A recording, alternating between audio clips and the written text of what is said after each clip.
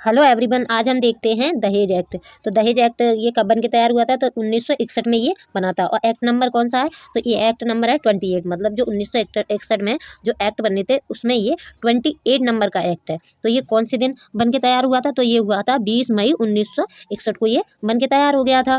अब आगे देखते हैं। अब ये क्यों बनाया गया था? दहेज का लेना या देना प्रतिषेध करने के लिए बनाया गया था। अब देखते हैं हम आगे इसके एक एक करके इंपोर्टेंट सेक्शन देखते हैं।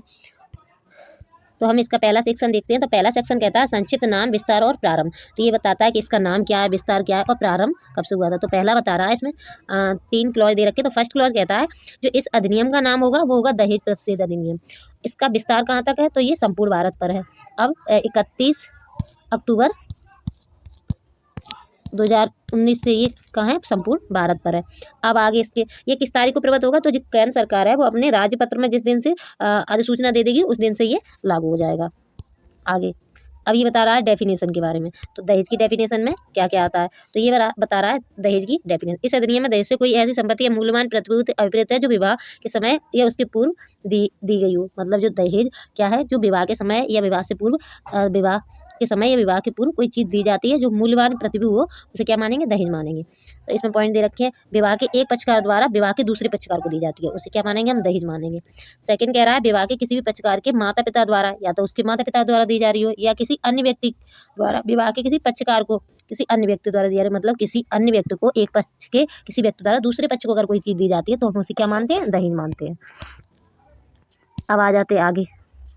अब इसका थर्ड आ जाता है। तो इसका सेक्शन थर्ड कहता है दहेज लेने या दहेज देने के लिए शास्ति। मतलब दहेज लेना और दहेज देना दोनों ही दंडनीय माना गया है। तो उसमें क्या शास्ति है? तो इसमें पहला पॉइंट देखते हैं। तो ये कह रहा है यदि कोई व्यक्ति इस अधिनियम के प्रारंभ के पश्चात दहेज दे या दहेज लेगा तो क्या होगा? या दहेज देगा या लेगा या दहेज लेने या देने के लिए कोई दुष्प्रेरित करेगा तो उससे क्या होगा? तो वह कारावास जिसकी अवधि 5 वर्ष तक से कम की नहीं होगी, मतलब 5 वर्ष तक की हो सकेगी, और जुर्माना जो 15,000 रुपये तक का हो सकेगा, या दहेज की कीमत है वहाँ तक के लिए हो सकेगा तो फिर तो उससे दंडित किया जाएगा। तो दहेज दहेज लेना या देना के लिए शास्ति क्या है? तो ये कह रहा है सेक्शन 3 कि अगर कोई व्यक्ति दहेज लेगा या देगा या देने या लेने के लिए दुष्प्रेरित करेगा तो उसे दंड दिया जाएगा जिसमें 5 साल से कम की 5 वर्ष से कम की नहीं होगी। जो सजा दी जाएगी वो 5 वर्ष से कम की नहीं होगी और जो जुर्माना लगेगा वो 15,000 रुपये से कम का नहीं होगा, किंतु या जो दहेज है उसके मूल्य के हिसाब से होगा।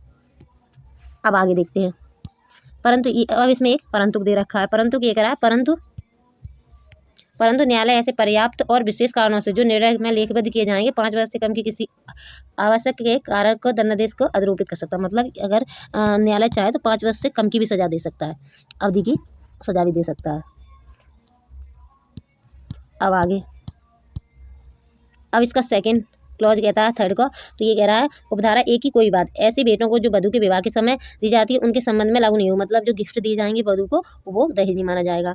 तो परंतु पर इसमें परंतु क्या? परंतु जो दहेज जो गिफ्ट दिए जाएंगे तो अनुरूप तो ये कह रहा है अधिनियम बनाए गए नियमों के जो अधिनियम के अधीन बनाए गए नियमों की सूची में दर्ज की जाती हों उन्हें ही हम भेंटों के अंतर्गत मानेंगे। अभी कह रहा है ऐसी भेंटें जो वर को विवाह के समय दी जाती हैं उनके संबंध में लागू नहीं होंगी। तो जो भेंटें वर को दी जाएंगी वो भी दहेज के अंतर्गत नहीं आएंगी, पर जो भेंटें दी जाएंगी वो एक अधिनियम है उसके द्वारा बनाए गए नियमों के अंदर दर्ज सूची में होनी चाहिए, तभी वो दहेज में नहीं मानी जाएंगी। अब आ जाते हैं।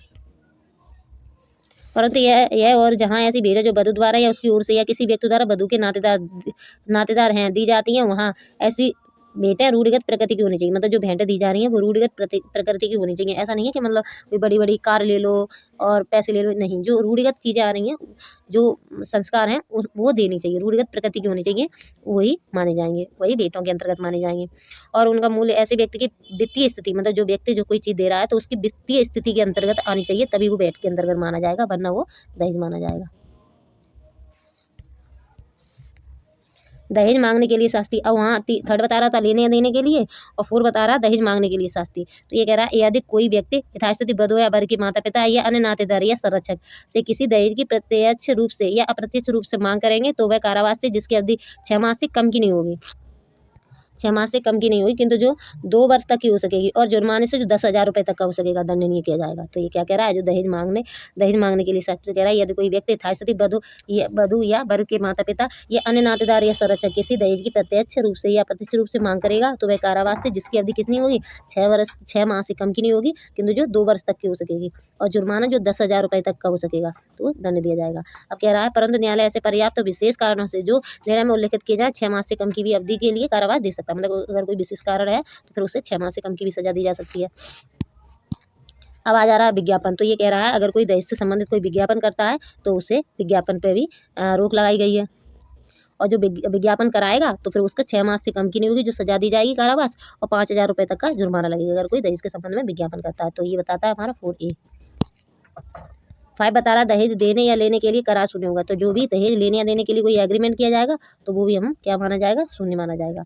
अब 6, दहेज का पति या उसके दहेज का पत्नी या उसके वारसों के फायदे के लिए होना। अगर जो भी शादी में कोई चीज़ मिली है तो वो पत्नी और उसके बच्चों के लिए ही उपयोग में की जाएगी। तो ये कह रहा है पहला पॉइंट, जहाँ कोई दहेज ऐसी स्थिति से भिन्न जिसके विवाह के संबंध में वह दिया गया किसी व्यक्ति द्वारा प्राप्त किया जाता है, तो वह व्यक्ति को उस दहेज को, मतलब कोई व्यक्ति है जिसने कोई स्त्री है, उसकी शादी में वो कोई दहेज दिया गया था, कोई पैसा दिया गया था या कोई मूल्यवान प्रतिभूति दी गई थी, और उसको किसी व्यक्ति ने लिया है, तो उस व्यक्ति को जब से, तो कह रहा है यदि वह दहेज विवाह से पूर्व लिया गया है तो वह विवाह की तारीख के 3 माह के भीतर उसे दे देना होगा। यदि वह दहेज विवाह के समय लिया गया है तो कह रहा है 3 महीने खत्म होने से पहले उसे दे देना होगा, जिसके विवाह में जिसके लिए दिया गया है।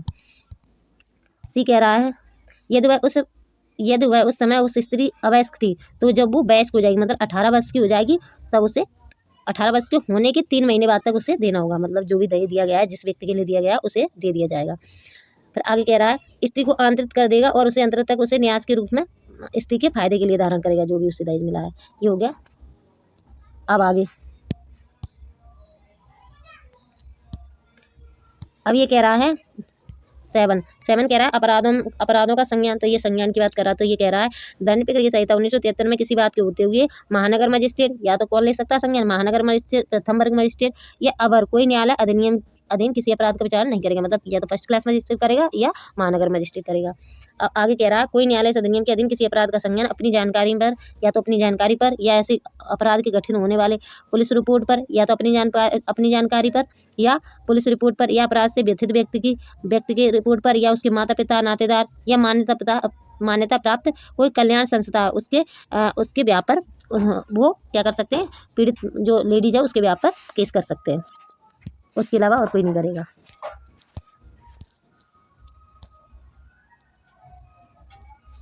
आगे अब देखते हैं आगे। अब ये कह रहा है, अपराधों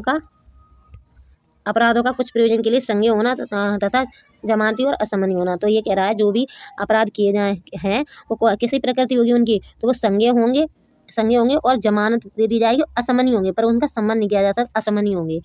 जमानती होंगे, संज्ञेय होंगे पर असमनी होंगे। आगे अब कह रहा है 8A कह रहा है, कुछ मामलों में सबूत का भार। तो जो सबूत का भार किस पर होगा, तो ये कह रहा है, जो दहेज ले रहा है, जिस पर लगाया गया या दुष्प्रेरण करने का आरोप लगाएगा, उसके ऊपर होगा उसका भार कि वह साबित करे कि वो दहेज नहीं ले रहा था, कि उसने अपराध नहीं किया है। अब आ जाता है 8B कह रहा है, दहेज प्रसिद्ध अधिकारी। तो ये कह रहा है, दहेज प्रसिद्ध अधिकारी के बारे में बता रहा है। तो कितने अधिकारी होंगे, तो राज्य जिस स्थान पर, तो कह रहा है राज्य सरकार अपने दहेज प्रसिद्ध अधिकारी नियुक्त कर सकेगी जितने वह ठीक समझे। मतलब जो कोई क्षेत्र है उसमें अगर उसे लगेगा कि इतने दहेज अधिकारी होने चाहिए, तो उतने दहेज अधिकारियों को नियुक्त कर देगा। अब आगे बता रहा है, जो दहेज प्रसिद्ध अधिकारी हैं कौन कौन सी शक्तियों का उपयोग करेंगे। तो पहला पॉइंट बताता है यह देखेंगे कि इस अधिनियम के संबंध में अनुपालन हो रहा है, मतलब जो इस अधिनियम में जो नियम लिखे गए उनका पालन किया जा रहा है। बी में देखेंगे, दहेज देने या दहेज लेने को दुष्प्रेरित करने या दहेज मांगने के यथावत रोकना, मतलब जो दहेज है उसे रोकना या दुष्प्रेरित करने वाले व्यक्ति को रोकना है। फिर सी बता रहा है, इस अधिनियम के अधीन अपराध करने वाले व्यक्तियों के अभियोजन के लिए ऐसा साक्ष्य एकत्र करना जो आवश्यक हो, मतलब जो दहेज ले रहे हैं, दे रहे हैं, उससे संबंधित अपराध हैं उनके साक्ष्य एकत्र करना है। फिर है ऐसे अतिरिक्त कार्य करना जो राज्य सरकार उन्हें सौंपे। तो ये है हमारी जो दहेज अधिकारी होंगे उनकी पावर। अब आ जाते हैं सेक्शन 9। तो सेक्शन 9 कह रहा है, नियम बना नहीं सकती। तो कह रहा है, केंद्र सरकार इस अधिनियम के प्रयोजन को कार्यान्वित करने के लिए राजपत्र में अधिसूचना द्वारा बना सकेगी। तो नियम कौन बना सकेगा, केंद्र सरकार नियम बना सकेगी। तो ये कह रहा है सेक्शन 9। अब आ जाते हैं सेक्शन 10 तो सेक्शन 10 भी क्या कह रहा है, राज्य सरकार के नियम बना नहीं सकते, मतलब 9 में बता रहा है केंद्र सरकार दहेज से संबंधित नियम बना सकती है, और केंद्र सरकार है वो सेक्शन 9 में, और जो राज्य सरकार है सेक्शन 10 में दहेज प्रतिषेध से संबंधित नियम बना सकती है। Thank you. तो आज हमने किया दहेज एक्ट, आगे हम कोई नया एक्ट करेंगे। Thank you.